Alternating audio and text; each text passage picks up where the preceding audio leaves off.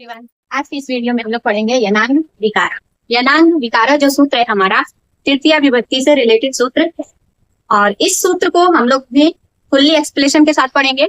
जो सूत्र है इसमें कौन कौन से शब्द हैं, उसका अर्थ क्या है और ये पूरा सूत्र हमसे क्या कहता है, और साथ ही साथ वीडियो के अंत तक आप लोग बने रहिएगा क्योंकि हम लोग अंत में जानेंगे पहचानने की ट्रिक कि कोई वाक्य है उसको देख के हम कैसे जानेंगे कि ये जो वाक्य है इसमें यनांग विकारा सूत्र लगा हुआ है। साथ ही साथ अंत में हम ये भी जानेंगे कि परीक्षा में किस तरह से प्रश्न पूछा जाता है। तो चलिए स्टार्ट करते हैं आज की इस वीडियो को, यनांग विकारा। और उससे पहले मैं आप लोगों का 2 मिनट लेना चाहूंगी कि मतलब इस बीच में वीडियो डाल नहीं पा रही थी, उसका मेन रीजन ये था कि गर्मी की छुट्टियां, और गर्मी की छुट्टियां में आप लोग जानते ही हैं किसी ना किसी का आना जाना लगा ही रहता है, तो इसलिए थोड़ा जो है वीडियो नहीं समय नहीं मिल पा रहा था, इसलिए नहीं बना पा रही थी या ना डाल पा रही। ठीक है, तो अब जो है हमारी क्लासें रेगुलर रहेंगी, जैसा मुझे समय मिलेगा, जैसे मैं डालती रहती थी वैसे ही आप लोगों को वीडियो मिलती रहेगी। तो चलिए स्टार्ट करते हैं यनांग विकारा। ये जो सूत्र है इस सूत्र को इसी वे में समझने के लिए सबसे पहले हम लोग अक्सर सुनते हैं कि वो कान से बहरा है या आंख से काना है या फिर कहते हैं पैर से लंगड़ा है, हाथ से क्या है लूला है। मतलब जो हम अगल बगल या कहीं भी इस अपने पूरे पर्यावरण में या कह लीजिए आस पड़ोस में देखते हैं कि कोई कान से बहरा है, कोई आंख से काना है, कोई जो है हाथ से परेशानी उसको, या कोई जो है लंगड़ा है। तो ये जो हमारा शरीर है, मतलब जो शरीर है परफेक्ट नहीं है। कुल मिला के सिंपल वे में कि जब किसी का शरीर जो है परफेक्ट नहीं है, वो उसकी आंख में दिक्कत है, चाहे चोट लगने की वजह से या फिर जन्मजात। ठीक है, अब हमारा शरीर जो है 2 तरह से क्षतिग्रस्त होता है। एक तो बचपन से होता है, ठीक है, एक क्या होता है कि कोई दुर्घटना हो जाती है किसी वजह से, तब हमारा जो है शरीर में विकार आ जाता है, यानी वो उसमें नुकसान पहुंच जाता है। तो कान से, आंख से, नाक से, पैर से, हाथ से, पीठ से, यहाँ तक कि आप लोग सुने होंगे कि सिर से क्या है गंजा है। ये भी जो वाक्य है आप लोग सुने ही होंगे। तो बहरा, काना, लंगड़ा और क्या कहते हैं हाथ से जो है लूला, और पीठ पे जो फूबर होता है वो, ये सारे जो क्या है हमारे शरीर के अंग के विकार हैं। तो जब कहीं भी ऐसा सुनने को मिल जाए कि वो कान से बहरा है, आंख से जो है काना है, हाथ से लूला है, पैर से क्या है लंगड़ा है, ठीक है, तो जो ऐसे वाक्य होते हैं वहां पे हमारा यनांग विकारा सूत्र के अनुसार क्या लगता है, तृतीया विभक्ति लगती है। ये जो सूत्र है हमसे यही कहता है कि कोई भी वाक्य है उसमें यदि कोई शरीर का अंग है, चाहे आंख हो, अब शरीर का अंग क्या हो सकता है, हाथ हो सकता है, पैर हो सकता है, आंख हो सकती है, हमारा सर हो सकता है, कान हो सकता है, ठीक है। तो मतलब जो हमारा शरीर है उसका कोई भी अंग यदि उसमें क्षति है, चाहे कमी है या किसी वजह से, दुर्घटना की वजह से, चाहे जन्मजात कोई परेशानी दिक्कत है शरीर में, तो वो क्या है वहां पे उस शरीर में, यानी जो शरीर का अंग है, जैसे आंख है उसमें लगेगा, जो शरीर का अंग है उसमें लगेगा तृतीया विभक्ति। ठीक है, यनांग विकारा यानी जिस अंग में क्या है विकार, ठीक है, जिस अंग में विकार होता है उसमें कौन सी विभक्ति लगती है, तृतीया विभक्ति लगती है। ठीक, कुल मिला के जो हम बहरा, काना, लूला, लंगड़ा ये सब सारे शब्द बोलते हैं, इसमें इसके साथ जो अंग कनेक्ट है, ठीक, उसमें हम कौन सी विभक्ति लगाते हैं, तृतीया विभक्ति लगाते हैं। किस सूत्र के हिसाब से, यनांग विकारा सूत्र के हिसाब से। ठीक, ये जो आप लोगों की बुक है व्याकरण विधि जिससे मैं पढ़ा रही हूँ, इसमें क्या है हिंदी में दिया हुआ है। किसमें दिया हुआ है, हिंदी में दिया हुआ है, पेज नंबर 116। ठीक, इसमें लिखा है कि जिस अंग में कोई विकार प्रदर्शित करना हो उस अंगवाची शब्द में तृतीया विभक्ति होती है। जैसे इसका उदाहरण दिया है, देवदत्त नेत्रेण काण अस्ति। देवदत्त नेत्रेण यानी नेत्र से, नेत्र क्या है आंख है, संस्कृत में आंख को क्या बोलते हैं, नेत्र बोलते हैं, तो नेत्र से क्या है काना है। ठीक, दूसरा उदाहरण क्या दिया है, अश्व पादेन खंज अस्ति। अश्व यानी घोड़ा, पादेन यानी पैर से, खंजा मीन्स लंगड़ा, अस्ति मीन्स है। अब देखिए पैर से लंगड़ा है तो पैर अंग है शरीर का, तो किसमें तृतीया लगी है, पैर वाले में। नेत्रेण यानी नेत्र, शरीर का जो अंग है कौन सा है, नेत्र है, यानी नेत्र में हमारा तृतीया विभक्ति लगेगा। यानी हमारा जो शरीर का जो अंग है उसमें जो विकार होगा उस शरीर वाले अंग में हमारा तृतीया विभक्ति लगेगा। कुल मिलाकर यही बात कही गई है। तो इस पूरे सूत्र का निचोड़ यही है कि जिस अंग में कोई कमी होगी, चाहे कोई क्षति होगी या फिर कोई विकार होगा, ठीक है, सबका मतलब एक ही है, चाहे विकार कह लीजिए, चाहे क्षति कह लीजिए, चाहे कमी कह लीजिए। ठीक, तीनों का मतलब एक ही। हमारा जो परफेक्ट का डेफिनेशन होता है वो इनकम्प्लीट रूप में आए, तो वहां पे हमारा उस शरीर वाले अंग में क्या लगेगा, तृतीया विभक्ति लगेगा। तो ये तो हो गया हमारा मतलब वो छोटा सा इस सूत्र को लेकर इंट्रोडक्शन। ठीक है, ये सूत्र क्या कह रहा है, तो चलिए इसको फुल्ली एक्सप्लेनेशन के साथ समझते हैं। ये जो सूत्र है हमारा, कौन सा सूत्र, यनांग विकार।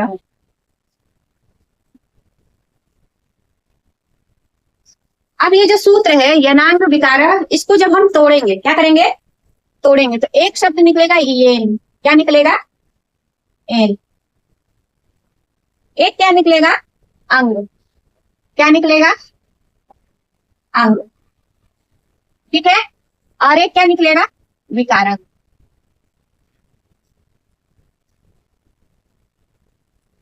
ये हो गया आपको, ये बात समझ में आ गई आपको कि जो ये सूत्र है हमारा यनांग विकारक, इस सूत्र को जब हम टुकड़े करते हैं या अलग अलग करते हैं तो हमारा क्या क्या निकल के आता है, एक आता है ये, एक आता है अंग, और एक आता है विकारक। ठीक, ये तीन चीजें निकल के आएंगी। अब इसका जो है मतलब क्या होता है, एन मीन्स क्या हो गया, जिस। क्या हो गया, जिस। अंग मीन्स शरीर। अब आपका शरीर अंग में जो है क्या क्या आ सकता है, हाथ, पैर, कान, नाक, पीठ, सिर, ये सब आ सकता है। ठीक, सिर से गंजा है, कान से बहरा है, आंख से जो है काना है, पैर से लंगड़ा है, हाथ से लूला है। ठीक है, तो शरीर के अंग में हमारा जो पूरा शरीर है उसका कोई भी अंग हो सकता है। विकारा मीन्स क्या होगा, विकारा मीन्स होगा कमी। ठीक है, या क्षति। ठीक है, तो अब इस पूरे सूत्र का मतलब क्या हो गया, जिस शरीर के अंग में विकार होगा या कमी होगी उसमें कौन सी विभक्ति लगेगी, तृतीया विभक्ति लगेगी। किस सूत्र के अनुसार, इस सूत्र के अनुसार। ठीक है, कोई वाक्य है, उस वाक्य में यदि शरीर का कोई अंग आता है, ठीक है, अब जैसे एग्जांपल में हम लोग बोलते हैं हस्तेन लुंज, अक्षण ताना, यानी आंख से ताना, हस्तेन लुंज यानी हाथ से क्या है, लूला है, और क्या गया, पादेन खंजा, पैर से क्या है, लंगड़ा है। एक हमारा एग्जांपल क्या मिलता है, सिरसा खलवाटा है, यानी सिर से क्या है, गंजा, यानी जो सर पे जो है बाल नहीं होता है ना किसी किसी के, तो उसको क्या बोलते हैं संस्कृत में, खलवाटा, यानी गंजा है। ठीक है, तो वो भी क्या है, जो ये सिर है, सिर पे सबका बाल होता है। अब जिसका बाल नहीं रहेगा तो वो कहीं ना कहीं कमी है। ठीक है, अब वो देखने में भी क्या लगता है, अजीब लगता है, तो उसके शरीर के उस अंग में यानी सर पे जो बाल होना चाहिए कंपलसरी है, वो नहीं है, तो कमी है या विकार है, क्षति है, वो चीज नहीं है, तो उसमें भी हमारा क्या है, तृतीया विभक्ति लगा हुआ है। ठीक, तो शरीर के, जिस शरीर के अंग में, ठीक है, विकार होगा यानी कमी होगी, क्षति होगी, उसमें हमारी कौन सी विभक्ति लगेगी, तृतीया विभक्ति लगेगी। ठीक है, तो पूरा क्या हो गया निचोड़, जिस शरीर के अंग में विकार यानी कमी होगी या क्षति होगी, क्षति मीन्स नुकसान, यानी जैसे किसी के आंख पे चोट लग जाता है तो क्या होता है, एक आंख से वो फिर गया काम से। ठीक है, तो जिस शरीर के अंग में विकार होता है उस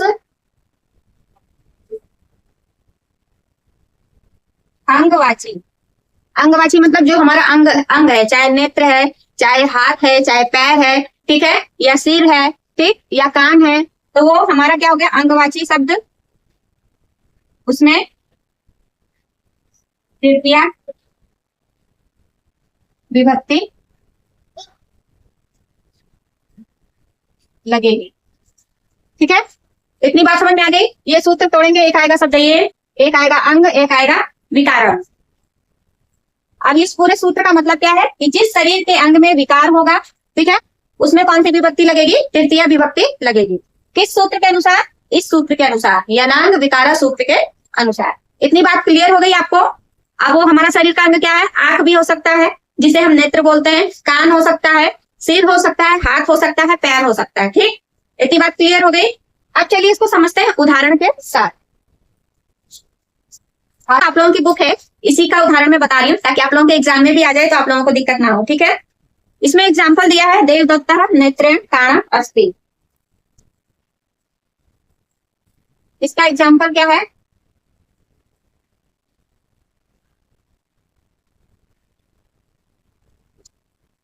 मैं जो है इंग्लिश मैथ हिंदी सब पढ़ाई हूँ। ठीक है, आप लोगों को संस्कृत के साथ साथ सब पढ़ रहे हैं आप लोग। ठीक है, देवदत्ता नेत्रेण, नेत्रेण काण अस्ति। अब ये जो हमारा एग्जाम्पल है, देवदत्ता नेत्रेण काण अस्ति, ठीक है, अब इस पूरे वाक्य में देखिए कोई अंग का नाम है? कोई जो हमारा शरीर का अंग है, हमारे शरीर में क्या है? आंख है, नाक है, कान है, सिर है, हाथ है, पैर है, पेट है, पीठ है। ठीक है, अब इस पूरे वाक्य में देखिए, कहीं भी हमारे शरीर का कोई अंग का नाम दिख रहा है? ठीक है, देवदत्त। देवदत्त क्या है? नाम है। ठीक, किसी लड़के का नाम है, यूं समझ लीजिए क्या है? पर्सन है। नेत्रेण, नेत्र, नेत्र क्या हमारे शरीर से संबंधित है? हाँ, तो ये जो नेत्र शब्द है ये क्या है? हमारा इंपॉर्टेंट है। ठीक है, ये जो हमारा नेत्रेण शब्द है ये क्या है? हमारा जो शरीर है उसका एक अंग का नाम है। ठीक, अब इस नेत्रेण में देखिए तृतीया विभक्ति लगा है कि नहीं लगा है? हमने बोला क्या लगता है? एक शब्द बनता है तृतीया विभक्ति में रामेण, और एक होता है बालकेन। अब आपको अंत में ये ड़ दिख रहा है कि नहीं दिख रहा है? यहाँ तृतीया विभक्ति दिख रहा है ना? हम जब तृतीया विभक्ति का रूप बनाते हैं तो एक वचन में बालकेन या रामेण ऐसे बनता है कि नहीं बनता है? चाहे अण आएगा, चाहे क्या आएगा? न आएगा, या एण या एन बोल सकते हैं। ठीक, अब ये राम शब्द है, इस पे ए का मात्रा है, तो यानी ये यहाँ पे क्या आ गया? एण आ गया, और यहाँ पे क्या आ गया? एन आ गया। आया कि नहीं आया? तो तृतीया विभक्ति पहचानने का सरल तरीका बता दो। ये जैसे ये है तो तृतीया विभक्ति का जो है हमें दो रूप मिलेगा, या तो एण लगा रहेगा या तो एन लगा रहेगा। तो यहाँ पे नेत्रेण में क्या लगा है? तो अण लगा है, यानी एण लगा है, यानी तृतीया विभक्ति है। जो नेत्र शब्द है, नेत्र हमारा शरीर का अंग है, उसमें तृतीया विभक्ति लग के क्या बना है?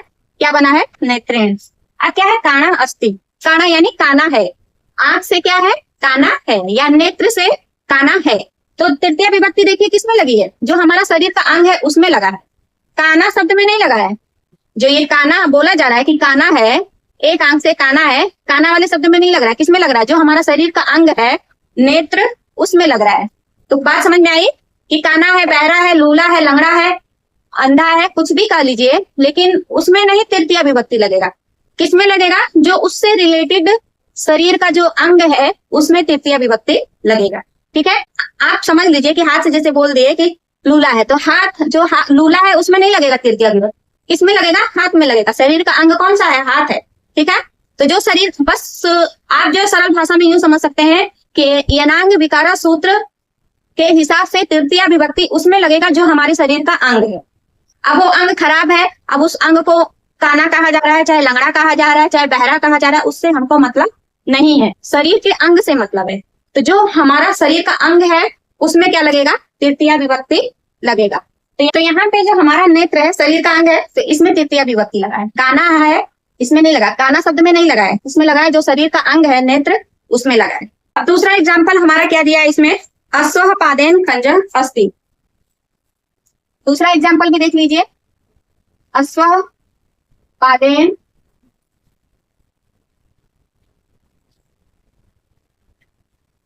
खंजः अस्ति। ठीक है, ये जो हमारा उदाहरण है अश्वः पादेन खंजः अस्ति, इस वाक्य में देखिए कोई शरीर का अंग आ रहा है कि नहीं आ रहा है? इस पूरे वाक्य में हमारा जो है अश्व क्या है? घोड़ा है, पादेन यानी पैर से, खंजः मीन्स लंगड़ा है, अस्ति मीन्स है। ठीक है, खंजः मीन्स लंगड़ा, अस्ति मीन्स है। ठीक, तो इस पूरे वाक्य का मतलब क्या हो गया? घोड़ा पैर से लंगड़ा है। ठीक, तो इसमें शरीर का अंग कौन सा आया? पैर से। क्या आया? पैर से। इस पूरे वाक्य में शरीर का अंग जो शब्द है कौन सा है? पादेन है, और इस पादेन में ही हमारा क्या लगा है? तृतीया विभक्ति लगा है। तो इसमें भी क्या आपको बात समझ में आई कि जो वाक्य है उसमें जो शरीर का अंग है, ठीक है, अब यह शरीर का अंग कौन सा दिया है? पैर दिया है। अब पैर दिया है तो पैर से क्या है? लंगड़ा है। तो जो पैर शब्द है वो शरीर का अंग है, इसलिए इसमें हमारी क्या लगी है? तृतीया विभक्ति लगी हुई है। और भी एग्जाम्पल है, जैसे हमारा है शीर्षा खलवाटम, यानी सिर से क्या है? गंजा है। ठीक है, टकला जो बोलते हैं ना कि टकला, ठीक है, वो आप समझ सकते हैं। ठीक, और हमारा क्या आ जाता है? अक्षरा काना, यानी आंख से काना। ठीक, और भी हमारा एग्जाम्पल क्या आ जाता है? एक और एग्जाम्पल आप लोग पढ़े होंगे, हस्ते लुंज।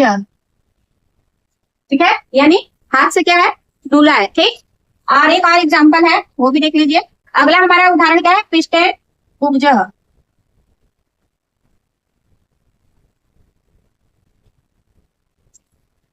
पृष्ठेन कुब्जा मतलब क्या है कि जो ये पीठ पे हमारा जो है किसी किसी का कुंवर निकला रहता है, ठीक है। तो यानी पीठ पे क्या है, विकार है। तो मतलब कुल मिलाकर जो लगभग है यही जो है एग्जाम्पल अक्सर आपको परीक्षाओं में देखने को मिलेगा, चाहे हस्तेन लुंजा मिलेगा, चाहे पादेन खंजा मिलेगा, या फिर सिरसा खलवाटा मिलेगा, अक्षरा काड़ा मिलेगा, पृष्ठेन कुब्जा, नेत्रेण काड़ा, ठीक है। यही जो है मतलब गिने चुने एग्जाम्पल है। यनांग विकारा जो शब्द है इसका जो है मेन एग्जाम्पल अक्सर यही है। इससे ज्यादा मतलब वाक्य को बदल के नाम के साथ बदल के दे सकते हैं, लेकिन बीच में जो मेन जो अंग है यही आएगा, ठीक है। चाहे पादेन आएगा, चाहे अक्षरा आएगा, नेत्रेण आएगा, या फिर हस्तेन आएगा, ठीक है, या शीर्षा आएगा, या पृष्ठेन आएगा, लुंजा आ गया, कुब्जा आ गया, खलवाटा आ गया, काना आ गया, खंजा आ गया, यही सब जो है हमारा। आप यूं समझ सकते हैं कि यदि वाक्य में ये शब्द दिख गए, ठीक है, चाहे लुंजा दिख गया है, चाहे कुब्जा दिख गया, चाहे खंजा दिख गया है, चाहे काना दिख गया है, तो आप तुरंत समझ जाएंगे कि इसमें क्या है, तृतीय विभक्ति हमें लगानी है किस सूत्र के अनुसार, यनांग विकारा सूत्र के अनुसार। ये तो हमारा एग्जाम्पल के साथ आप लोग समझ लिए ये क्या है निकला कैसे। अब चलिए इसको समझते हैं पहचानने की ट्रिक, ठीक है। चलिए इसको मिटाती हुई इसी के जरिए बताती हूँ। अब इसको पहचानेंगे कैसे। कोई भी वाक्य है, ठीक, कोई भी वाक्य है, उस वाक्य को देख के हम कैसे समझ जाएंगे कि ये जो वाक्य है यनांग विकारा सूत्र से संबंधित है। पहले तो सबसे पहले क्या करेंगे, जो वाक्य है, अब जैसे ये वाक्य है देवदत्त नेत्रेण काणा अस्ति, ठीक, चाहे कोई भी ले लीजिए, अश्वा पादेन खंजा अस्ति, ठीक, या फिर हमारा हस्तेन लुंजा ले लीजिए, चाहे पृष्ठेन कुब्जा ले लीजिए, चाहे शीर्षा खलवाटा ले लीजिए, चाहे अक्षरा काड़ा, ठीक। इसमें देखिए शरीर का कोई अंग का नाम आ रहा है कि नहीं आ रहा है। वाक्य में सबसे पहले देखेंगे कि शरीर का अंग है कि नहीं, ठीक। अब वो अंग जो है काना है कि बहरा है कि लूला है कि लंगड़ा है, यदि उस अंग के साथ जुड़ा है। दूसरी बात हमें क्या ध्यान रखनी है कि उस अंग के आगे लूला, लंगड़ा, बहरा, काना ये शब्द जुड़ा है कि नहीं, ठीक। ये दूसरा पहचानने का तरीका। अब तीसरी बात क्या है कि तीसरी बात देखेंगे कि जो हमारा शरीर का अंग है, ठीक है, नेत्रेण है, हस्तेन है, ठीक,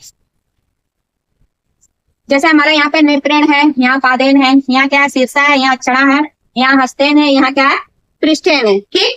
इसमें तृतीय विभक्ति आपको लगी हुई दिख रही है कि नहीं दिख रही है। तो किसी वाक्य में कुल मिलाकर हमें जो है यदि पता करना है वाक्य को देख के कि यनांग विकारा सूत्र लगा है कि नहीं, तो हम क्या करेंगे, तीन बातें ध्यान में रखेंगे। कितनी बातें, तीन बातें। कौन कौन सी। पहला तो उस वाक्य में देखेंगे कि शरीर का कोई अंग का नाम है कि नहीं, ठीक।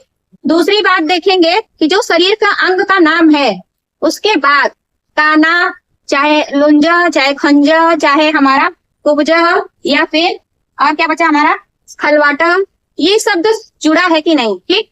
दूसरा तरीका हो गया। अब तीसरी बात हमें क्या फाइनल करनी है कि जो हमारा शरीर का अंग है, ठीक, नेत्रेण है, हस्तेन है, अक्षरा है, शीर्षा है, पृष्ठेन है, इन जो शरीर का अंग है उसमें क्या लगी होनी चाहिए, तृतीय विभक्ति लगी होनी चाहिए। तो हम समझ जाएंगे कि वहां पे हमारा ये सूत्र लगा हुआ है, यानी यनांग विकारा सूत्र के आधार पे ही जो अंग है उसमें कौन सी विभक्ति लगी है, तृतीय विभक्ति लगी है। या आपसे ये पूछा जाए कि ये जो वाक्य है इसमें जो नेत्रेण शब्द है इसमें कौन सी विभक्ति है। अब परीक्षा में प्रश्न किस तरह से पूछा जाता है ये भी मैं बता रही हूँ आपको, ठीक है। ये तो अभी सूत्र का पता लगाने का तरीका था। अब परीक्षा में ये से वाक्य दे दिया, अब अंडरलाइन कर देगा नेत्रेण पे, अब पूछ देगा कि नेत्रेण में कौन सी विभक्ति लगी है। तो सबसे पहले वाक्य देखेंगे, वाक्य में शरीर का अंग है, ठीक है। अब उस शरीर के अंग के साथ काना, बहरा, लूला, लंगड़ा शब्द जुड़ा है, ठीक, यानी काना जुड़ा है, खंजा जुड़ा है, लुंजा जुड़ा है, कुब्जा जुड़ा है, खलवाटा जुड़ा है, काना जुड़ा है, ये शब्द जुड़ा है। तो हम तुरंत समझ जाएंगे कि यनांग विकारा सूत्र के अनुसार जो ये शरीर का अंग है, ठीक, इसमें कौन सी विभक्ति लगेगी, तृतीय विभक्ति लगेगी। अब वाक्य दे देगा, अंडरलाइन कर देगा, पूछ देगा इस शब्द में कौन सी विभक्ति लगी हुई है। एक प्रश्न इस तरह से बनेगा। दूसरा प्रश्न हमारा किस तरह से बनेगा कि जो ये वाक्य है, पूरा वाक्य देवदत्त नेत्रेण काणा अस्ति, अब इसमें काणा शब्द दे दिया, काणा के नीचे अंडरलाइन कर दिया, पूछ देगा कि ये जो सूत्र काणा जो शब्द है इसके आधार पे नेत्रेण में कौन सी विभक्ति लगी हुई है। तो हम क्या बोले, काना क्या विकार है, एक तरह का विकार है, आग से काना है, तो हम तुरंत समझ जाएंगे कि यनांग विकारक के आधार पे क्या लगा है, तृतीय विभक्ति लगा है। या तीसरा प्रश्न क्या बन सकता है कि वाक्य दे देगा और पूछ देगा कि यह जो वाक्य है इसमें किस सूत्र के आधार पे तृतीय विभक्ति लगा हुआ है, ठीक। प्रश्न बनाने का मतलब बहुत सारे तरीके हैं। अब प्रश्न जो है किस लेवल पे बनाना है ये बात मायने रखती है। अब जूनियर बेस पे बनाना तो हल्का फुल्का देंगे। अब मान लीजिए टेट सी टेट पे देगा तो थोड़ा उसे उसका जो लेवल है बढ़ा देगा, घुमा देगा प्रश्न को, ठीक। टीजीटी पीजीटी में तो सीधे जो है सूत्र पूछ देगा, चाहे अंडरलाइन करके पूछ देगा कि ये जो सूत्र है या वार्तिक है किससे रिलेटेड है, ठीक है। तो टीजीटी बेस पे हमको नहीं जाना है। तो मतलब मेन जो आपको बिगनर है तो आपको क्या क्या चीजें जानना जरूरी है उतना बस ध्यान रखिए। अपने माइंड को मतलब इतना रिलैक्स रखिए, जो है जो सामने प्रेजेंट है उसी तक जाइए, क्योंकि अब अंधेरा रहता है कमरा तो हम जो है किस आधार पे गेट तक जाते हैं। क्या हम सीधा सोच लेते कि सीधे हम आंगन में पहुंच जाए? नहीं, तो हम धीरे धीरे पैर उस दरवाजे तक जो है जहां तक हमें दिखता है उस दरवाजे तक चल के जाते हैं, फिर उसके बाद उसके आगे का रास्ता नापते हैं। तो अभी जितना है जितना हमें जानना है उसी के बारे में समझिए, ठीक। तो ये इतनी बातें समझ में आ गई आपको कि वाक्य को देख के कैसे पहचानेंगे। यदि शरीर का अंग है फिर उसमें काना लूला लंगड़ा ये सब जुड़ा है तो क्या हो गया, बधिरा भी रहेगा, ठीक है। तो हमारा क्या है, तृतीया विभक्ति जो शरीर का अंग है उसमें लगेगा। तृतीया विभक्ति किसमें लगेगी? जो शरीर का अंग है उसमें लगेगी, जो विकार है उसमें नहीं लगेगा। विकार या विकार कैसे हो गया, बहरा हो गया। बहरा क्या है, विकार है। काना ये क्या है, विकार है। लूला क्या है, विकार है। लंगड़ा क्या है, विकार है। लेकिन शरीर का अंग क्या है, लंगड़ा है तो पैर, पैर से है, तो शरीर का अंग क्या है, लंगड़ा के साथ जुड़ा पैर है। तो जो शरीर का अंग है उसमें तृतीया विभक्ति लगानी, इतनी बात आपको ध्यान में रखनी है। तो इतनी बात समझ में आ गई लगभग। जो है मैंने अभी आपको पूरा समझा दिया है, सूत्र का एक्सप्लेनेशन, फिर एग्जाम्पल के जरिए समझा दी हूँ, फिर पहचानने का तरीका भी बता दी हूँ, फिर आगे क्या बताएं कि परीक्षा में किस तरह से प्रश्न पूछ सकता है। अब आपके लेवल के ऊपर है, ठीक है, कि आपका लेवल क्या है, जूनियर है कि सीनियर है कि टेट है, सीटेट है, केवीएस है, ठीक। टेट सीटेट केवीएस में भी मतलब ज्यादा हाई फाई नहीं पूछा जाता। तो चलिए जो है 2-3 जो है क्वेश्चन दूंगी, उसमें आपको जो है आंसर जो है कमेंट करके बताना है कि किस शब्द में जो है हमारा तृतीया विभक्ति लगा हुआ है, ठीक है। कमेंट आएगा तो मैं समझ जाऊंगी कि आप लोगों ने वीडियो पूरी देखी है और आप लोगों को ये जो टॉपिक है इजी वे में समझ में आ गया है, ठीक है। तो पहला हमारा, मैं पूरा वाक्य नहीं लिख रही हूँ, आपको बताना है कि किसमें जो है तृतीया विभक्ति लगा हुआ है, ठीक। उसको अंडरलाइन आप लोग करके बताइएगा।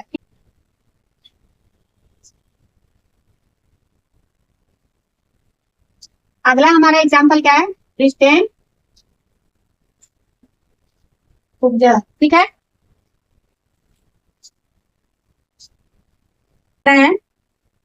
हस्तेन ये जो तीनों हमारा एग्जाम्पल है, ठीक है। इसमें से जो है आपको तृतीया विभक्ति जिस शब्द में लगा है, ये आप लोगों का क्या है, होमवर्क है, ठीक है। देखते हैं कितने लोग कमेंट करके बता पाते हैं।